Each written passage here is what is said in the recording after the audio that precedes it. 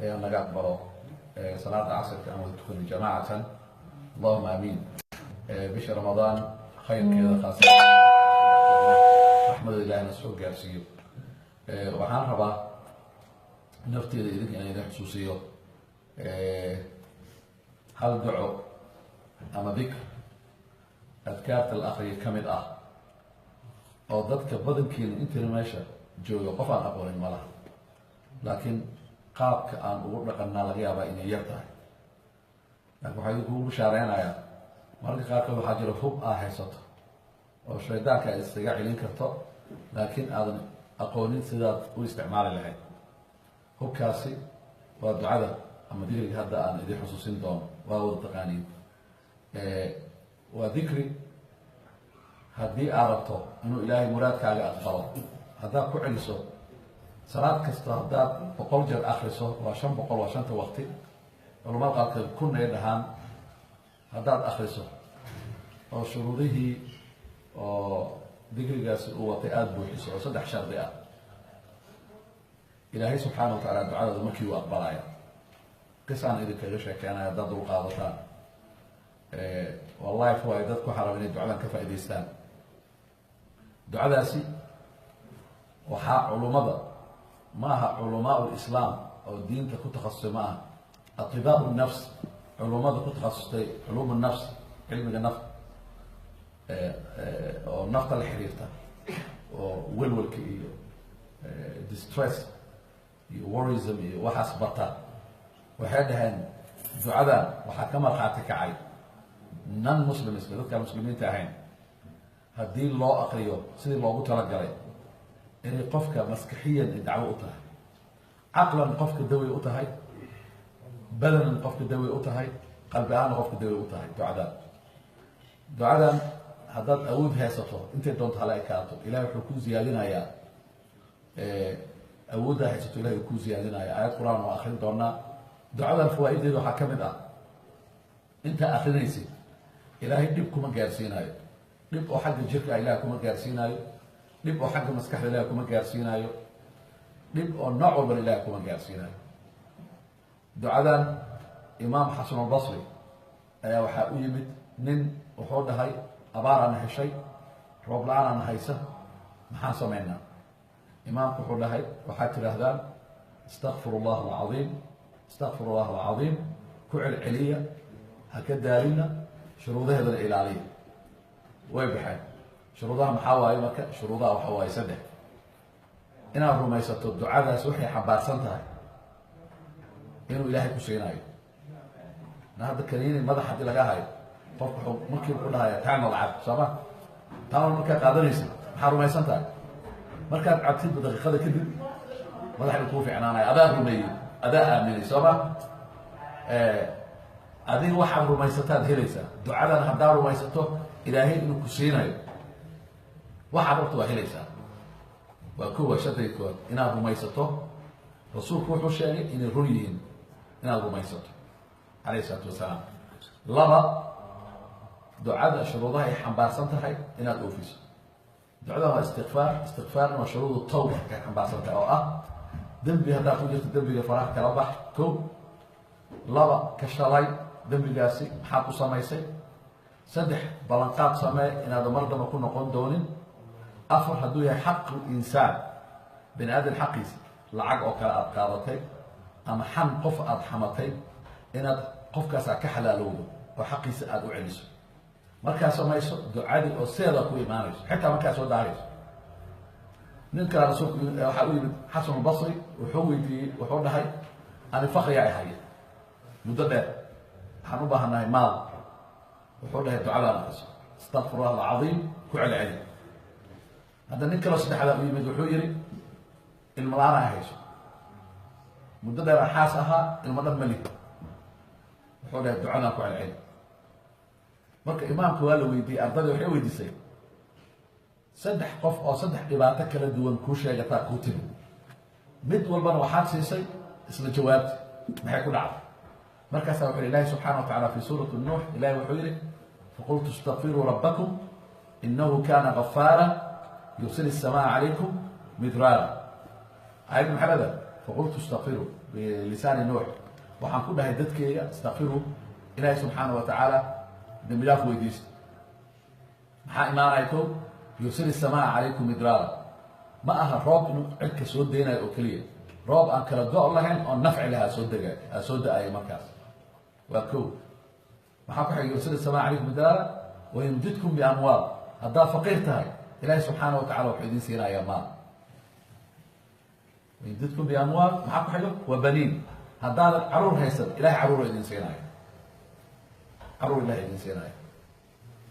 taas waa aayad kale ilaahi subxaana wa tacaala haddii awood aad rabto ilahay inuu kuu ziyaadiyo awooddaas oo ah awood jismi awood caqli awood fikir awood akhlaaq maxaa ku helaysaa dhegeysa aayaddan wayaa qowm istakfiruu rabbakum uma tuubuu ilayh maxaa ku xiga yursil السماء عليكم مدرارا ويزدكم قوة إلى قوتكم نعم ويا قوم نبي قال وحيري ذاتك يقول استغفروا ربكم استغفار تبضي استغفر الله استغفر الله استغفر الله نعم maxaa helaysaa fiir qaybta ugu dambeyn wayazidkum ilaah wuxuu idin ziyaadinayaa awoodda ama quwada hadda aa haysataan ilaa quwo kale ilaah idin ziyaadinaya marka awooddii waa haysataan maxaa kaa maqan marka haye kawna dhib dhan inuu itaabto ma rabo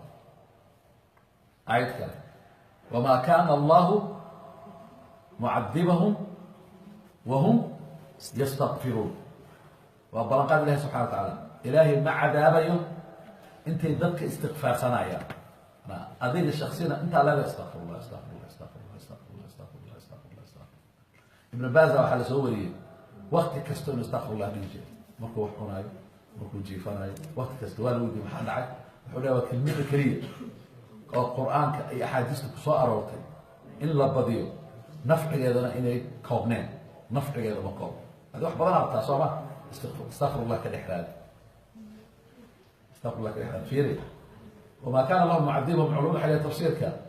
عذاب بدني جيرك حنون ابقى كوما دعايو يمد مسكح بقى ينعك استبق انت ضدك استغفار يا اخي نايا استغفر الله استغفر الله نايا كما في عن وقت ومو في عن قلوب اطباء النفس وحدها وحال صوت تجريبي وايا سيدنا حيوان لكن انا اقول القران كما شيء حديث وحال صواب علم بارس مو اوغاد qofkii akhriya rubuc saac ama 20 daqiiqo ka hor salaada subax markii laba rakac uu tukado kadib oo fariista oo istighfaarka ku celceliya waxay raad ku yeelanaysaa xubnihiisa qaybta nervouska waa wax hadda cilmi ahaan ay soo ogaadeen hadduu ku sii daro markuu salaada fajr uu tukado ila shuruuq intay qoraxda ka soo baxayso qofkaas wuxuu noqonaa completely will be released xanuun kasta oo maskax ah nooc kasta oo walwalka oo kale iyo cabsida badan iyo wixii dhanaa ka tegaa ilaahi subxaana wa tacala wuxuu yidhi wabilasxaari hum yastakfiruun waqtiga saxarka waxaa la dhahaa salaada subax fajrka ka hor ee istikfaarka badinaya ugu dambaynta nin waxaa jira istikfaarka aan kala joojin ninkaasi fiiri قصديس وكشف قبل كبيرنا يعني إمام أحمد بن حنبل أو الجرمي سان السفر غير قلي سفر كما كاسي وحكوه لي حافظ مساجد كلها لكن شو مشي عصر أهل مغرب أهل مركوه المغرب ساعات مركوه لنتو كذا سفر من عكا قلي إمام الصالحين اسمه شاك شاكان اسمه بونيان ضدك أهل الخاص وأنصاصوا طب لو حيا من سيد ضدك وحديني الملحن إلهي هدي ودوانا يان سقر سودي أو خاص إلهي ودوانا يان لا مركا ودوانا يزيد ضد الله مشاك شاك إلهي علاقة خاصة على الله سمايا علاقة خاصة والقصرة صوته وحكر صونه روح بابا أو إخلاص كان كو إلى لنا يعني نقول إنسان مركز إخلاص كان هو إلهي سبحانه كو إلى لنا يعني علاقة خاصة سمايا كل ما أقول صدقاء سيركم بحي توحيد البضان اخري استغفار تبادل انه عندنا كنا لسنين او كما قلنا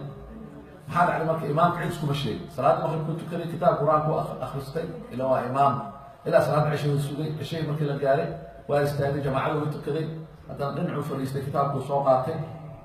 مركي كتاب سو اخرنا انك مساجد قادم كانوا يدعونها صلاة عشاء قلت كذا لما أقول عيد المساجد كان جوته مركان كعب صنايع هنا بحر ودي كذا الإمام أحمد بن حنبل إمام كوينا سوا بدهن مركي سوقاتي وبحر مساجد كأباب كلا جسوا قلاي لين عيسى تاكل إنه بيفتي ماشي اتجاه سن الإمام نكي أباب مركو صاحري الباب يقدر مركو يمدحوها كإمامك أو ماشي ربي إنه صحة حرام ماشي لما أقول صحة أنت أسكريكم مثلا إنه صاحبت إمامك سوجي ذي دكان كسور جد فورنا هرتين وكتور إمام يالاتيس هو لكتير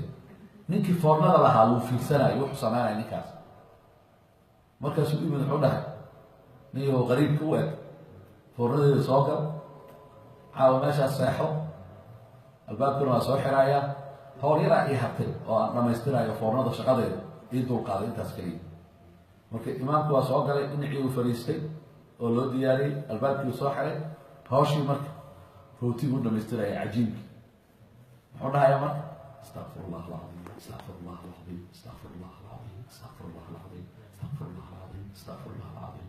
marka la joojinayo imaamkii waa soo istaagay wuxuu dhahayaa hada ninka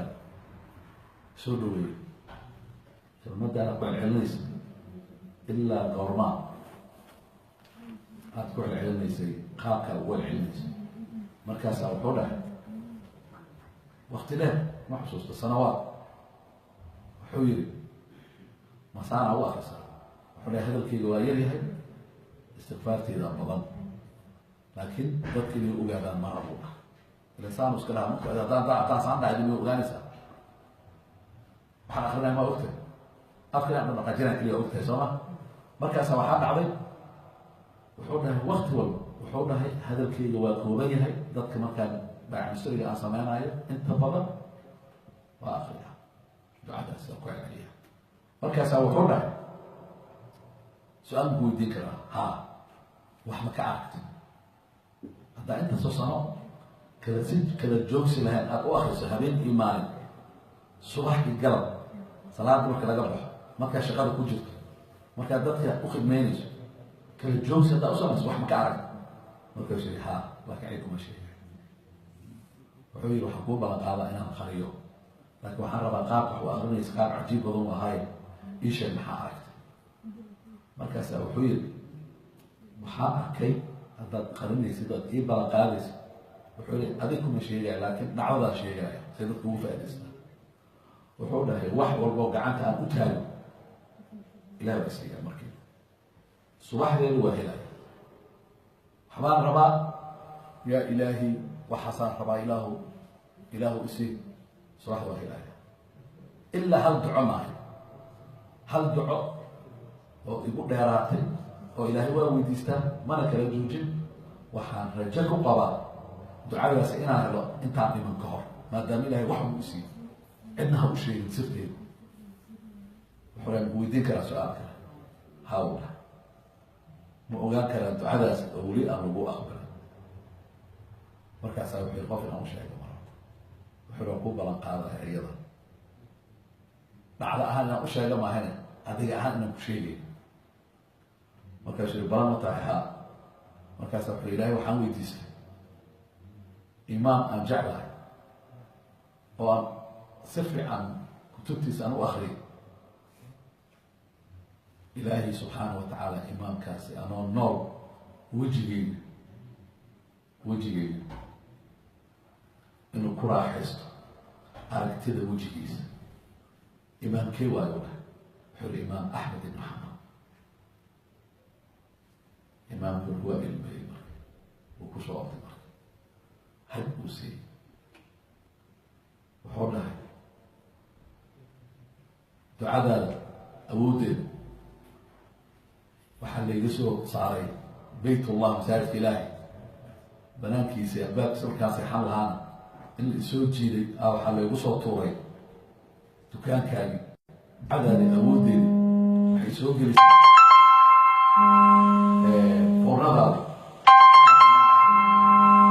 أنا إمام أحمد بن حنبل نيجي وحول الحمد لله وحيد لنا إلى هوايسي وهم ما يشكو بالله ولا walaalayaal oo nafteeda idinka ilaahay wuxuu siiyey wax fara badan oo diinta ka wada buuxda astaqfirullah alcadiim culimmada waxay dhaheen waxay ka mid tahay ducooyinka oo wax walba oo diinta tilmaanta urursatay diinta tawxiidka ugu weyn sooma astaqfirullah alcadiim maxaa macneed ilaah keliya oo ilaah kale aan jirin isaga keliya aan cafis weydiisanayo cid kaloo dambi dhaaf aan weydiisanayo malaha markuu ilahay kuu dambi dhaaf maxaa dhacay clean aa noqonaysaa ayib markaa ayib noqoto in allaha ayibun walaa yaqbalu ila ayiba ilaha ku aqbalaya marka ilahay markuu ku aqbalo yaa kaloo u baahantahay marka maada faqida man wajada allah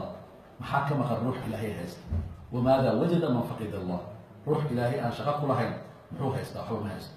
marka astaqfir allah alcadiim astaqfir allah alcadiim astaqfir allah alcadiim waan ku celcelino bisha ramadaan oo barakaysa ilahayna naga aqbalo asalaamu calaykum waraxmat ullahi